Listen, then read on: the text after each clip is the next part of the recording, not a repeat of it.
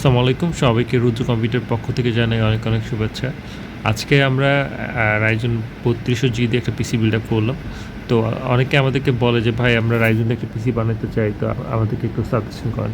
আসলে মূলত যারা 25 থেকে 30,000 টাকার মধ্যে একটা রাইজন দিয়ে পিসি বিল্ড আপ করতে চান, তো তাদের জন্য আসলে ভিডিওটা খুবই উপকারে আসবে। তো তাই আমাদের সঙ্গে থাকুন, আমি ডিটেলস আপনাদেরকে অবশ্যই জানিয়ে দিচ্ছি।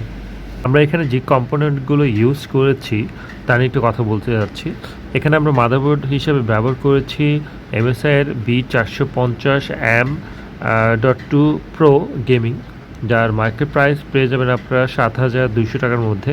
প্রসেসর হিসেবে আমরা ব্যবহার করেছি রাইজনের 3200G, যা আপনারা মার্কেটে পেয়ে যাবেন 9,500 থেকে 9,400 মধ্যে।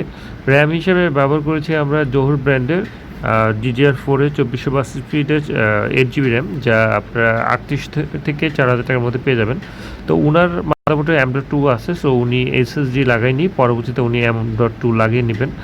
আর ওনার এখানে হার্ড ডিস্ক হিসেবে আমরা দিয়েছি হচ্ছে toshiba 2 years ওয়ারেন্টি 3500 টাকা।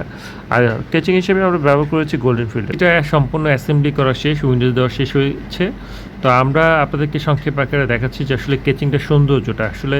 সামনে এখানে একটা 8GB ফ্যান দেখা যাচ্ছে, পিছনে একটা আছে।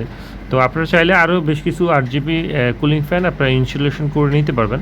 অ্যাকচুয়ালি আসলে আমাদের এখানে লাইটের একটু আলো বেশি থাকার কারণে আসলে কেচিংয়ের সৌন্দর্যটা বোঝা যাচ্ছে না।